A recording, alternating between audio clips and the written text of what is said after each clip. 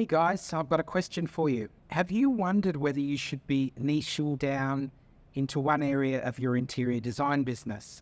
Have you heard about niching and thought, well, it sounds like a good idea, but again, what if my niche doesn't attract enough clients for me to be profitable or even be working?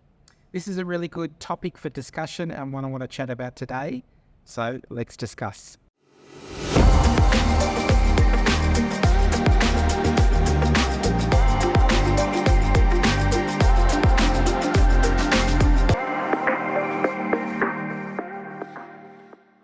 Hey guys, it's interior designer Adam Scoogler and welcome to episode 19 of So You Want to Be an Interior Designer.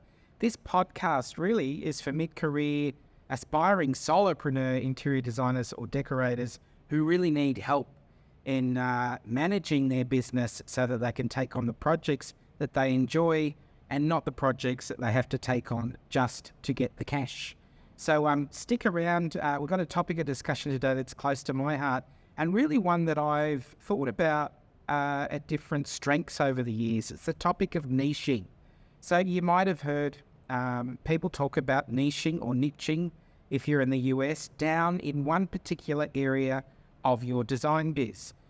So this is a really something that some people think is a good thing and other people think is not such a great thing and they really struggle with it.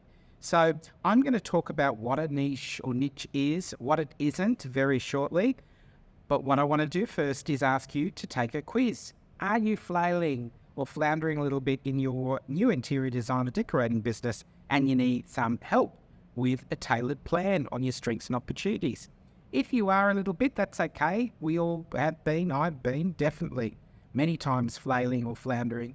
Go to adamscoogle.com/quiz and get the report today. It's just triggered by a few questions you'll answer. There's about 15 questions, takes about 2.5 to 3 minutes. You pop your email in and I'll send you the report. It's actually really quite sound and I think you'll get a lot out of it.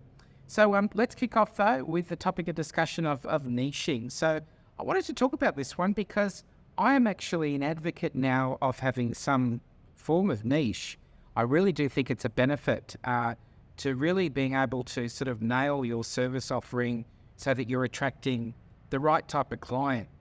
Now, I want to put this into perspective because I think niching is a good thing to do, more probably at the start of your career or reinvention. I'm really into reinvention at the moment of careers, especially if they're mid-career. But what I feel is a real opportunity for a lot of people that are starting out or changing their careers and moving into interior design and decorating is to start out with a really specific niche that people will hear about. People will start to talk about this niche and they will come to you for support because it's very clear what you do. When we don't have any sort of specific offering, it's very difficult for people to, not that they don't see us as being great interior designers or competent interior designers, but they kind of see us in a list of a whole lot of other people that they might consider. There's no differentiation.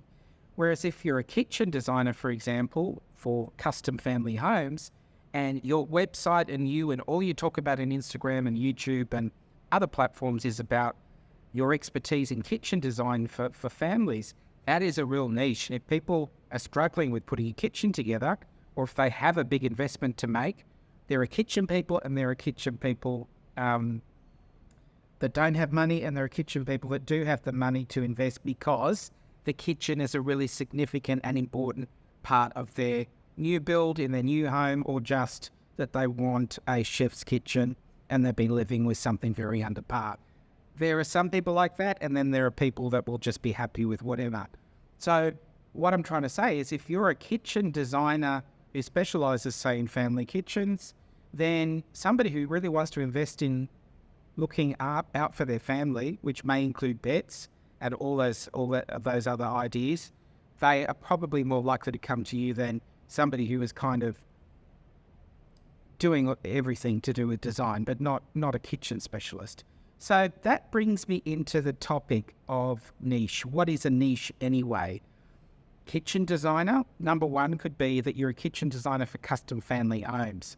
I've been working with a coaching client of mine And that's exactly what she is niching into, because she studied kitchen design, at college, and it made sense for her to go full throttle into that, as opposed to doing a whole lot of other things and not really kind of offering something which is going to be very attractive to a specific type of client. So kitchen designer for custom family homes, that could be number one. Number two, this one's interesting, creating rooms for autistic children. I had another conversation with somebody on my email list very recently, and she talked about the fact that she had autistic children. Now, it didn't occur to her, or it's autistic child, pardon me. It didn't occur to her, and we weren't really talking about her niching into something like that, but it did get me thinking after that is something that she could niche into if she wanted to create a very custom service for people in the same situation as her that had an autistic child, or if they have an autistic child, and they need to consider how they're going to decorate or design a child's room, say, with autism. These are niches. So that's just an idea of something that could be an offering that is very niche down. Even creating adult bondage rooms is a niche. It's not something that I particularly want to niche down into, but I have heard around the grapevine that there, at some point, somebody was niching into these weird adult rooms. Now, I know this sounds, particularly the last one, like a lot of paraphernalia, but these are niche areas. Being a kitchen designer is at least a niche. If you're an all-round designer, that's not a niche. And again, you want to consider whether or not what you're offering is very, very similar to every other designer out there, which means that it might be a little bit more difficult to get your name and your point of view out there to people if you're very much like everybody else. When we're very much like everybody else, we can tend to be, unless we have a particularly sound service which people hear about, like a turnkey operation that you only service your clients with, is that you start from A and end at Z, and you get them out of the house and you do a turnkey operation. That could be a service offering that you definitely only do, which is something I only do. That could be one way that you get some sort of reputation. But if you're just kind of not really a master in anything, then in the beginning, it is, I think, much more difficult for people to see past you, say, and another designer or another 3 designers. This is particularly a risky business if you're promoting on, say, sites like Houzz, where you are just like a yellow pages book with images. You're just set along hundreds of other people that are all pretty much doing the same thing. And you might wonder why you don't get all those calls. Or you get calls and people are just asking about what you charge, and then they sort of hang up the phone and disappear, and you never hear from them again. It's because there's no differentiation with what you offer and what 6 other people are offering. It all seems very similar, and that person is cost driven. So where things change is when you have a particular style and people start to come to you for that. So what isn't a niche? I've mentioned what is a niche, but a niche isn't being, to me, and some people may dispute me on this, a luxury interior designer is not, to me, a niche. I've said before that I think that interior design is a luxury service. So being a luxury interior designer, to me, isn't a niche at all. And again, I mean, luxury, what is luxury? I know that a lot of people aspire to be luxury interior designers, and it generally will mean that, you've got houses in a specific area in the market that you want to work in, particularly strong budgets, and probably a very refined aesthetic to go with that. There's lots of luxury interior designers, though, out there, and there are lots of programs out there to help you become a luxury interior designer, and I think go for it if that's your jam. Awesome. I think that's fantastic. But I don't think that luxury interior design really is much of a niche, especially when so many people are, looking to be or provide luxury design services. What else isn't a niche? Bespoke interior design solutions. I mean, can you kind of relate to all of those interior designer websites you've been to where they say, we offer bespoke interior design solutions for modern families? I mean, big deal. That's what everybody should be doing, is offering bespoke, which means custom interior design solutions. Yes, that's why you hire an interior designer for, modern families. I mean, how many families are there out there that are part of the interior design world? So many, majority. There you go. Modern interior design, these aren't niches.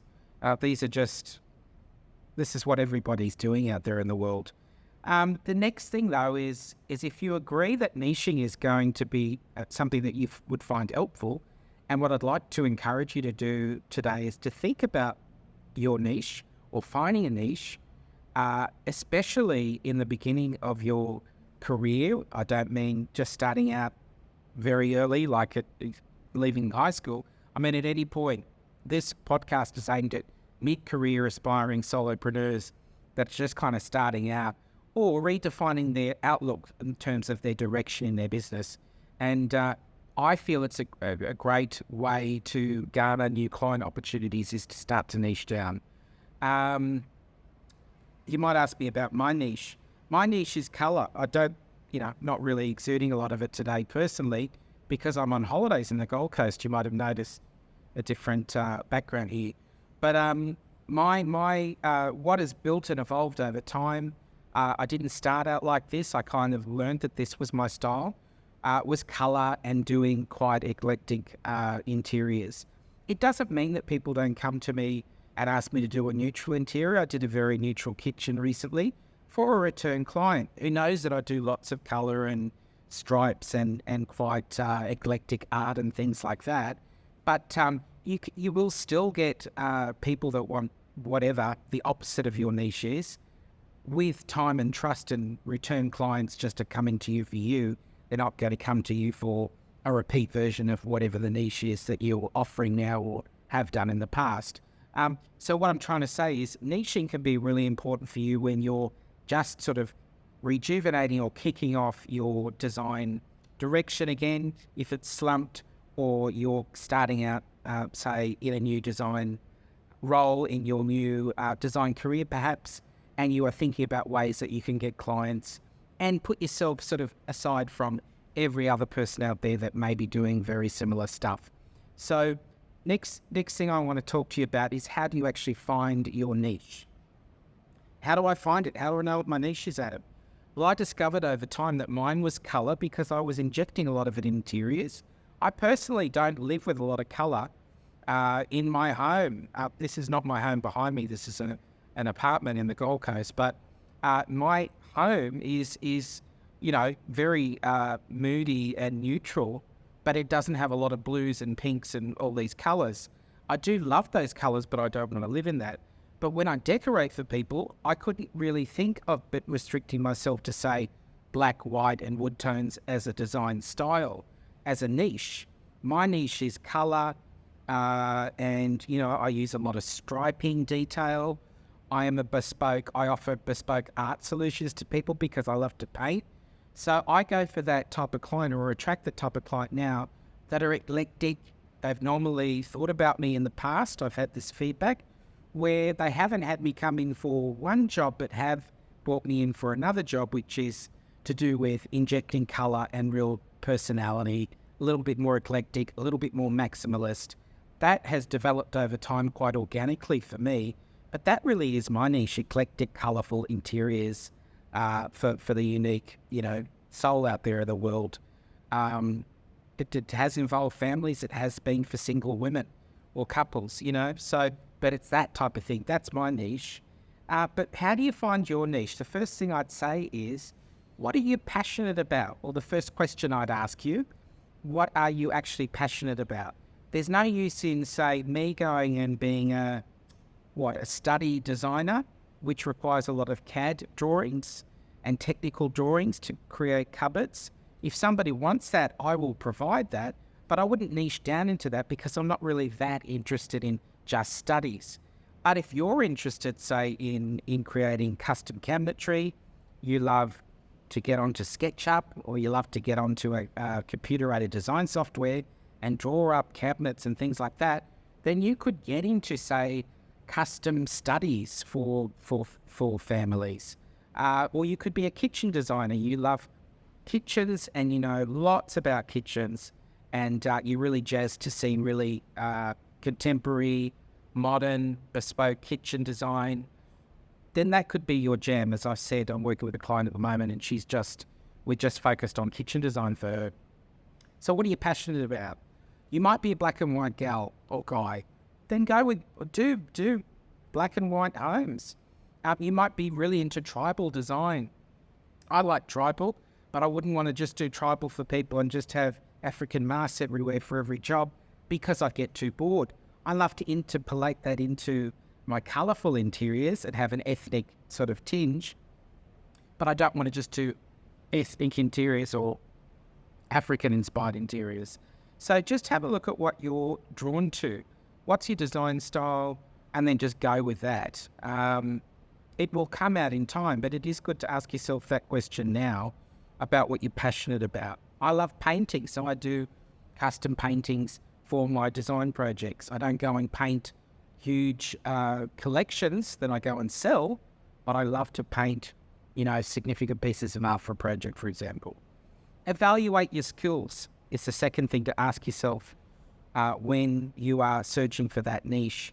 Again, are you a person, a designer that loves the technical side of drawing or drafting?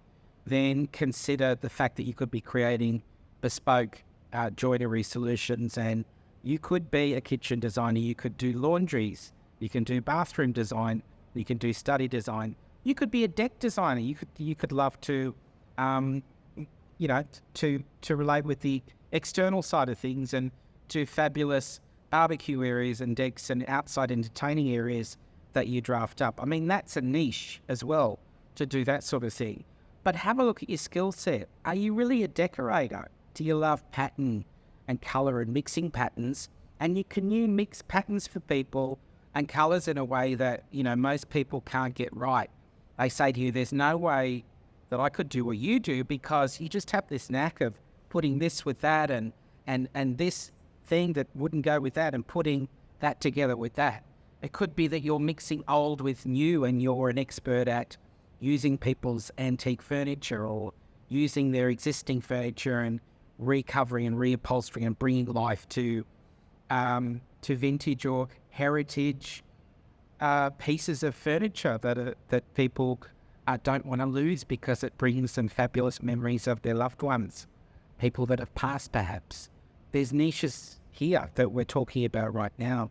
Imagine your ideal client is the next thing I'd ask you. Who do you see? What is that type of client?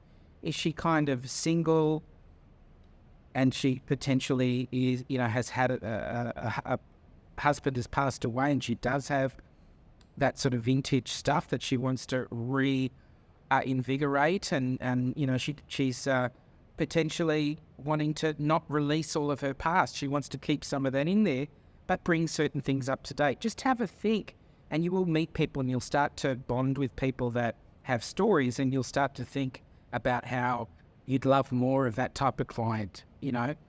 I've had a number of clients that love art, and we get into the whole conversation about it. And I'm not an art expert, but I know the colours that sing in the artwork and how I can bring them out and you know, incorporate them into the interiors. So just think about the type of person you really want to work with too. If you want them to be busy professionals, then that's a valid thing. You want people to not be in your space all the time seeing what you're doing. You want them out of the picture. But you really want to think about in a good way. You know, you don't want people hanging around. Sometimes if you like to be solo and get things done and handle everything without somebody, say, who's around all the time on site.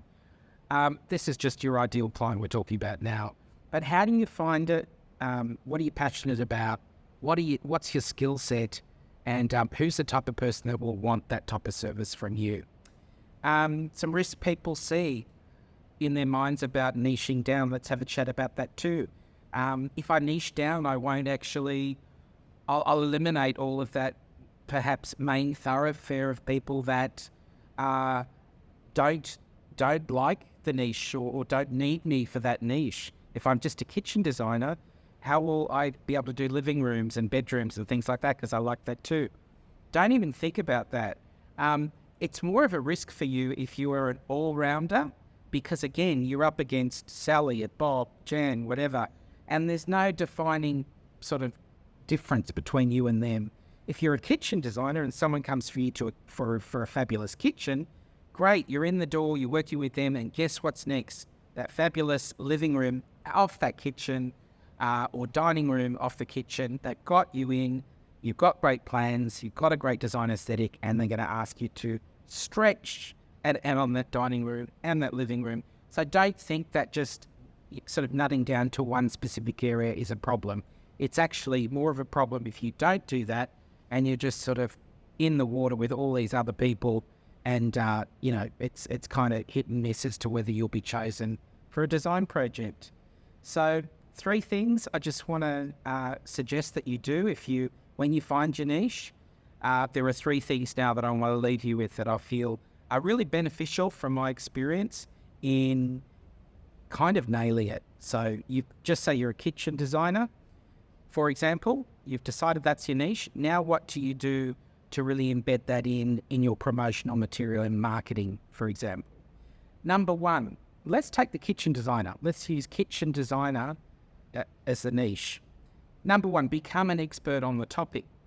So I have been speaking about a client of mine at the moment who is niching into kitchen design for families. And, she has put together a lovely guide on 5 essential elements for a kitchen. But there are a whole lot of things in there to do with her showing her expertise in the topic that is important for you too when you find your niche. So number 1 would be become an expert on that topic. So whatever that niche is, become an expert. For my coaching client at the moment, the whole thing is telling everybody the ins and outs, say, of kitchen design and all of the different elements that, modern families need to think about. One of those is incorporating pets into the kitchen design. If you've got beloved pets, then sometimes you want to be able to make little niches and areas there where they might actually be sleeping inside or going to get their water or eating their food. There's all sorts of ideas there for people to incorporate pets. But these are things that you can talk about, and they're going to really set you aside from just any other designer out there who might do kitchens. If you know all of the elements that your potential client is looking to solve, or the problems they're looking to solve in this kitchen design, you are going to be the go-to person, for example, if you're a kitchen designer niching into that they go to. Understand how, if you're a kitchen designer, understand the latest range of sub-zero appliances or ovens or microwaves or the benefits in this or that, cooktop.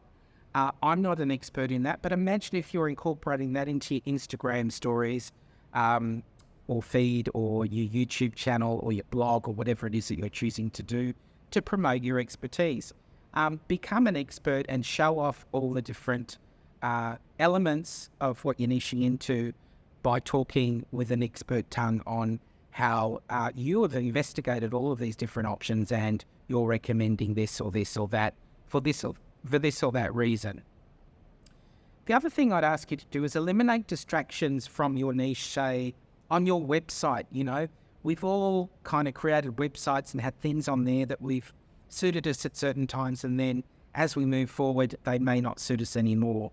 Say for the kitchen designer, I would say eliminate all of the other things in there that may be taking away from the fact that you are now a bespoke custom kitchen designer. Things like e-design, if you've got old services on there that you're no longer really focused on offering, e-design might be something on there that you actually want to take out because they're niching right into the kitchen design area. Any other sort of thing in there that's kind of distracting or talking about, you could be talking about IKEA's best office furniture this month in your blog. Well, does that really relate to you as a kitchen designer by talking about the latest office furniture in your blog this month from IKEA? So you get where I'm going. Take away any distractions to the main service that you're offering in terms of your niche. That's one thing I'd do is eliminate distractions from what you're focused on promoting. And number 3, do videos to show your expertise. So don't worry about how you look. No one really cares. People are not looking at bit nitty-gritty detail of you.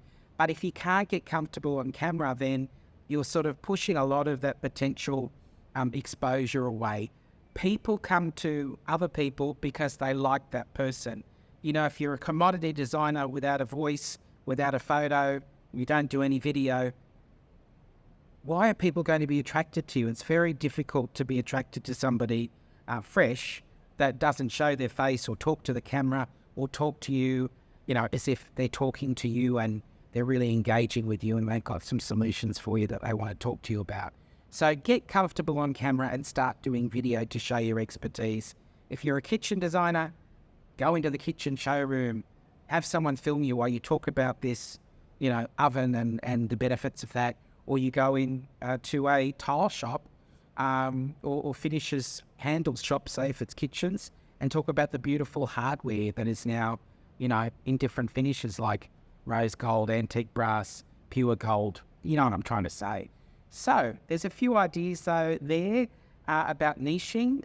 Go back as well to the 3 questions that I'd like you to ask yourself if you're considering how to determine what you should niche into. Number 1 is, what are you passionate about? Number 2 is, evaluate the skills that you naturally have and the things that you love doing and work it out from there. Number 3 is, imagine your ideal client or the type of client that really wants that type of skill that you're naturally strong in, and then determine what that niche is going to be. So I'd love to hear your comments about that. Leave some comments if you're on YouTube. Or just let me know. Send me an email at any time, adam@adamsgoogle.com. I'm going to finish there. If you're needing some support about your direction, knowing how to manage some of those strengths and opportunities in your life at the moment with your design career, why not take my quiz, adamsgoogle.com/quiz, the link below, and get a report. It takes about 2 or 3 minutes, 15 questions, and you'll get some direction. If you're flailing a little bit or you're just a little bit unsure about some elements in your design biz that need to be tightening up, you're best to take the quiz. So I will end there. It's episode 19. Thank you so much. If you're on YouTube, please like and subscribe. Leave comments. It helps with that algorithm to let people know that there is interest here in building this online YouTube channel for So You Want to Be an Interior Designer podcast. If you're listening on Apple or any other podcast network, I'm really pleased to have you here. How about leaving a review if you like the podcast? I'd really appreciate that. But until next time, I just want to say that I think you're awesome. You are here for a good reason, and that is to be the best, not the best. You don't even need to be the best. The most passionate and inspired interior design person, decorator, doesn't matter who you are. If you're inspired and you want to help people create beauty and live in amazing homes, then you should continue to follow that passion, my dear. And I wish you all the best. You're here for the right reasons. Until next time, until next Tuesday, I'm going to wish you a wonderful rest of the week, and I will see you next time. Ciao.